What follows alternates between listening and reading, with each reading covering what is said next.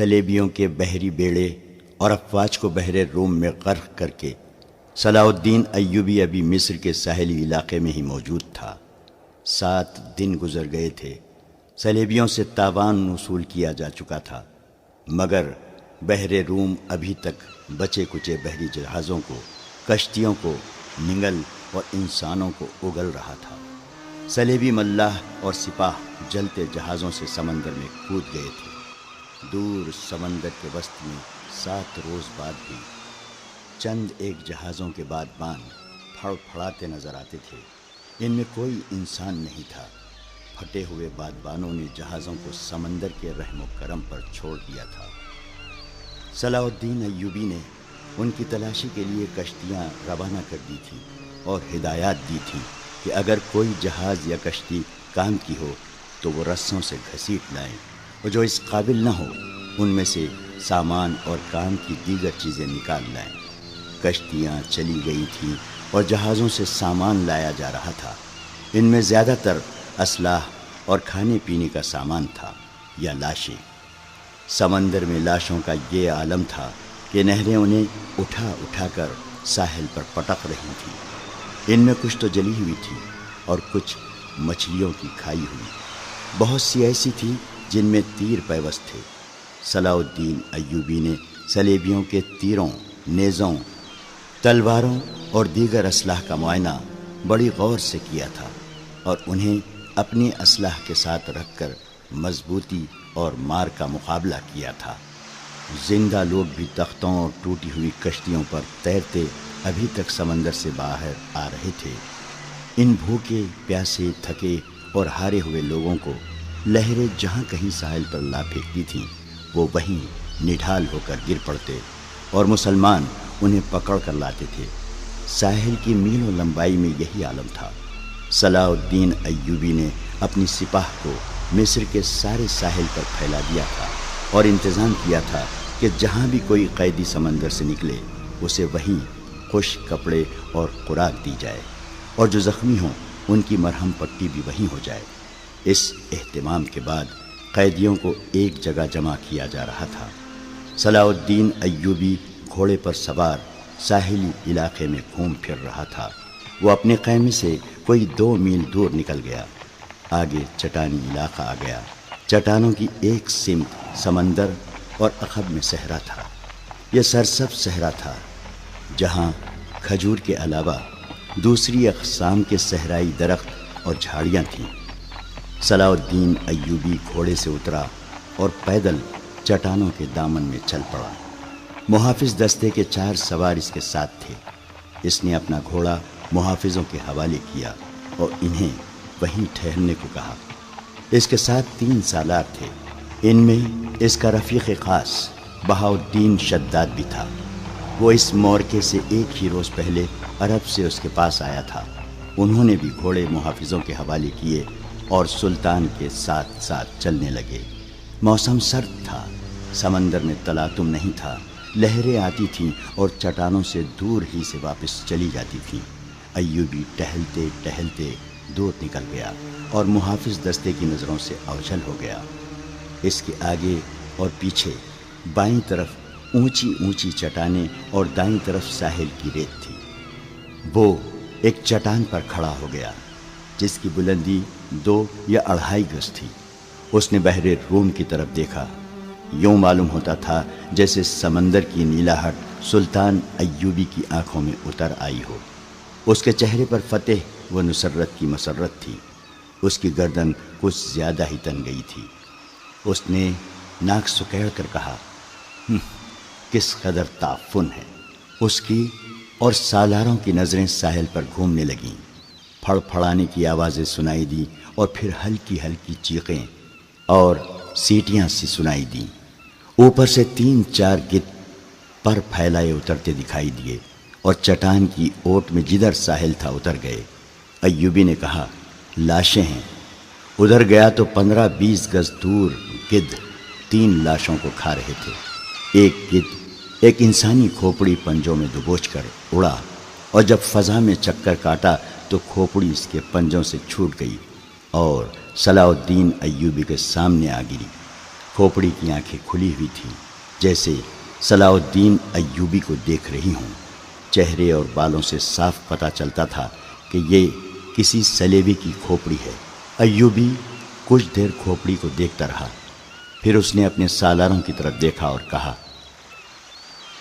ان لوگوں کی کھوپڑیاں مسلمانوں کی کھوپڑیوں سے بہتر ہیں۔ یہ ان کھوپڑیوں کا کمال ہے کہ ہماری خلافت عورت اور شراب کی نظر ہوتی جا رہی ہے۔ سلیبی چوہوں کی طرح سلطنت اسلامیہ کو ہڑپ کرتے چلے جا رہے ہیں۔ ایک سالار نے کہا،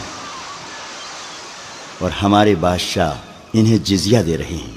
شداد نے کہا، فلسطین پر سلیبی قابض ہیں۔ سلطان، کیا ہم امید رکھ سکتے ہیں کہ ہم فلسطین سے انہیں نکال سکیں گے؟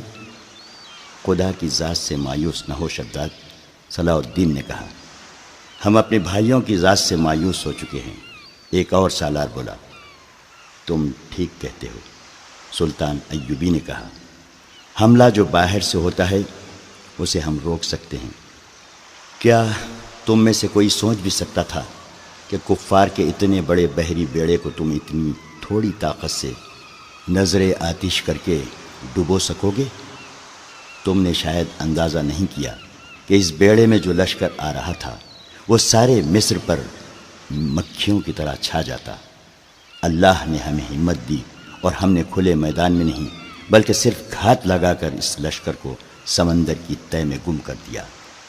مگر میرے دوستو، حملہ جو اندر سے ہوتا ہے اسے تم آسانی سے نہیں روک سکتے۔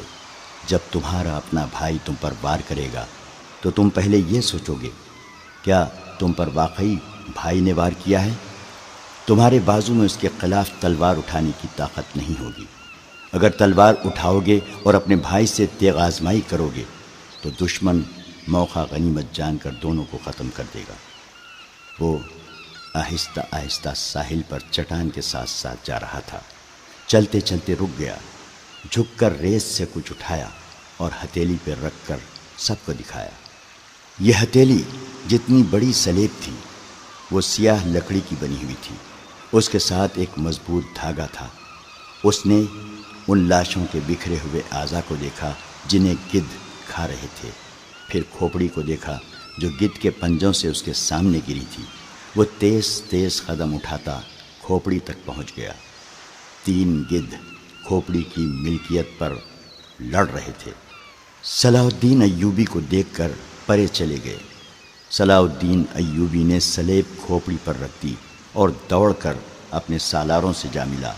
کہنے لگا، میں نے سلیبیوں کے ایک قیدی افسر سے باتیں کی تھی۔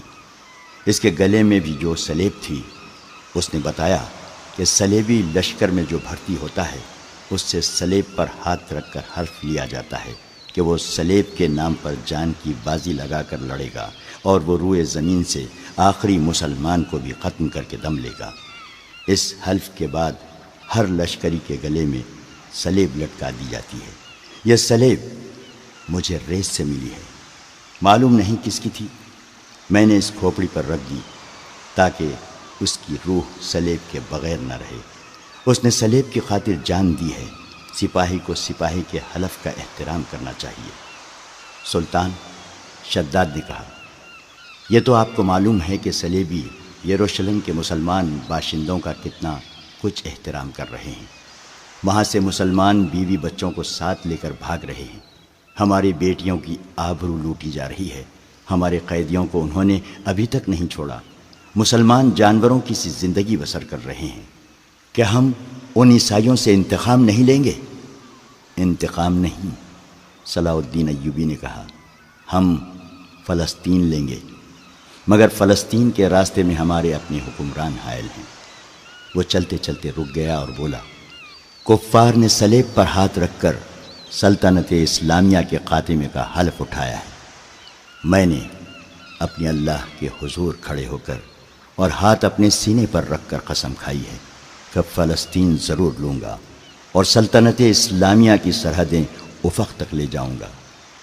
مگر میرے رفیقوں، مجھے اپنی تاریخ کا مستقبل کچھ روشن نظر نہیں آتا۔ ایک وقت تھا کہ عیسائی بادشاہ تھے اور ہم جنگجو۔ اب ہمارے بزرگ بادشاہ بنتے جا رہے ہیں اور عیسائی جنگجو۔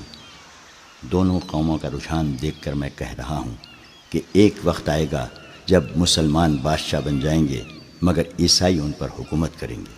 مسلمان اسی میں بدمست رہیں گے کہ ہم بادشاہ ہیں، آزاد ہیں، مگر وہ آزاد نہیں ہوں گے۔ میں فلسطین لے لوں گا مگر مسلمانوں کا رجحان بتا رہا ہے کہ وہ فلسطین گنوا بیٹھیں گے۔ عیسائیوں کی کھوپڑی بڑی تیز ہے۔ 50,000 سوڈانی لشکر کو کون پال رہا تھا؟ ہماری خلافت اپنی آستین میں ناجی نام کا سانپ پالتی رہی۔ میں پہلا امیر مصر ہوں جس نے دیکھا ہے کہ یہ لشکر ہمارے لیے نہ صرف بیکار ہے بلکہ خطرناک بھی ہے۔ اگر ناجی کا خط پکڑا نہ جاتا تو ہم سب اس لشکر کے ہاتھوں مارے جا چکے ہوتے یا اس کے قیدی ہوتے۔ اچانک ہلکا سا سناٹا سنائی دیا اور ایک تیر صلاح الدین ایوبی کے دونوں پاؤں کے درمیان ریت میں لگا۔ جدھر سے تیر آیا تھا اس طرف سلطان ایوبی کی پیٹھ تھی۔ سالاروں میں سے بھی کوئی ادھر نہیں دیکھ رہا تھا۔ سب نے بدک کر اس طرف دیکھا جدھر سے تیر آیا تھا۔ ادھر نوکیلی چٹانیں تھیں۔ تینوں سالار اور صلاح الدین ایوبی دوڑ کر ایک ایسی چٹان کے اوٹ میں ہو گئے جو دیوار کی طرح عمودی تھی۔ انہیں توقع تھی کہ اور بھی تیر آئیں گے۔ تیروں کے سامنے میدان میں کھڑے رہنا کوئی بہادری نہیں تھی۔ شداد نے منہ میں انگلیاں رکھ کر زور سے سیٹی بجائی۔ محافظ دستہ تیار ہو چکا تھا۔ گھوڑوں کے سر پر ٹاپو سنائی دیے اور اس کے ساتھ ہی تینوں سالار اس طرف دوڑ پڑے جس طرف سے تیر آیا تھا۔ وہ بکھر کر چٹانوں پر چڑھ گئے۔ چٹانیں زیادہ اونچی نہیں تھیں۔ صلاح الدین ایوبی بھی ان کے پیچھے گیا۔ ایک سالار نے اسے دیکھ لیا اور کہا، سلطان آپ سامنے نہ آئیں، مگر سلطان ایوبی رکا نہیں۔ محافظ پہنچ گئے۔ صلاح الدین ایوبی نے انہیں کہا، ہمارے گھوڑے یہیں چھوڑ دو اور چٹانوں کے پیچھے جاؤ۔ ادھر سے ایک تیر آیا ہے، جو کوئی نظر آئے اسے پکڑ لاؤ۔ سلطان ایوبی چٹان کے اوپر گیا تو اسے اونچی اونچی چٹانیں دور دور تک پھیلی ہوئی نظر آئیں۔ وہ اپنے سالاروں کو ساتھ لیے پچھلی طرف اتر گیا اور ہر طرف گھوم پھر کر اور چٹانوں پر چڑھ کر دیکھا۔ کسی انسان کا نشان تک نظر نہ آیا۔ محافظ چٹانی علاقے کے اندر اوپر ادھر ادھر گھوڑے دوڑا رہے تھے۔ صلاح الدین ایوبی نیچے اتر کے وہاں گیا جہاں ریت میں تیر گڑھا ہوا تھا۔ اس نے اپنے رفیقوں کو بلایا اور تیر پر ہاتھ مارا۔ تیر گر پڑا۔ سلطان ایوبی نے کہا، دور سے آیا ہے اس لیے پاؤں میں لگا ہے، ورنہ گردن یا پیٹھ میں لگتا، ریت میں بھی زیادہ نہیں اترا۔ اس نے تیر اٹھا کر دیکھا اور کہا، سلیبیوں کا ہے، حشیشین کا نہیں۔ سلطان کی جان خطرے میں ہے، ایک سالار نے کہا، اور ہمیشہ خطرے میں رہے گی۔ سلطان صلاح الدین ایوبی نے ہنس کر کہا، میں بحر روم میں کفار کی وہ کشتیاں دیکھنے نکلا تھا جو ملاحوں کے بغیر ڈول رہی ہیں، مگر میرے عزیز دوستو، کبھی نہ سمجھنا کہ سلیبیوں کی کشتی ڈول رہی ہے۔ وہ پھر آئیں گے، گھٹاؤں کی طرح گرجتے آئیں گے اور برسیں گے بھی، لیکن وہ زمین کے نیچے سے اور پیٹھ کے پیچھے سے بھی وار کریں گے۔ ہمیں اب سلیبیوں سے ایسی جنگ لڑنی ہے جو صرف فوجیں نہیں لڑیں گی۔ میں جنگی تربیت میں ایک اضافہ کر رہا ہوں۔ یہ فن حرب و ضرب کا نیا باب ہے۔ اسے جاسوسوں کی جنگ کہتے ہیں۔ صلاح الدین ایوبی تیر ہاتھ میں لیے گھوڑے پر سوار ہو گیا اور اپنے کیمپ کی طرف چل پڑا۔